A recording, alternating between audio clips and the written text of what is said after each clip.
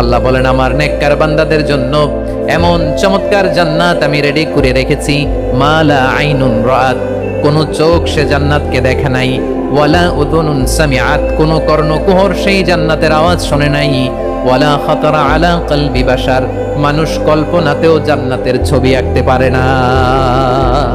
সুবহানাল্লাহ, কল্পনাতেও ছবি আঁকতে পারে না। পৃথিবীর যত বিখ্যাত বিখ্যাত ডিজাইনাররা আছে সবাইকে একসাথে বসিয়ে যদি আমরা বলি জান্নাতে যে চেয়ারের মধ্যে আমরা বসবো, এই চেয়ারের একটা ডিজাইন করেন তো, কোটি কোটি ডিজাইনকে একসাথে করা হলেও জান্নাতের একটা চেয়ারের ডিজাইন হবে?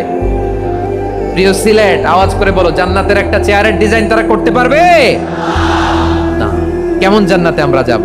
বিশ্বনবী কিভাবে জান্নাতকে আমাদের সামনে চিত্রায়িত করেছেন, পোর্ট্রে করেছেন? তিনি বলেছেন জান্নাতীরা যখন জান্নাতে ঢুকবে ফেরেশতারা জান্নাতীদেরকে বলবে, ওয়া ইন্না লাকুম আন তাসিহু ফালা তাসকামু আবাদা, ও জান্নাতীরা তোমরা আজীবন সুস্থ থাকবা, কোনোদিন অসুস্থ হবা না। সুবহানাল্লাহ বলেন।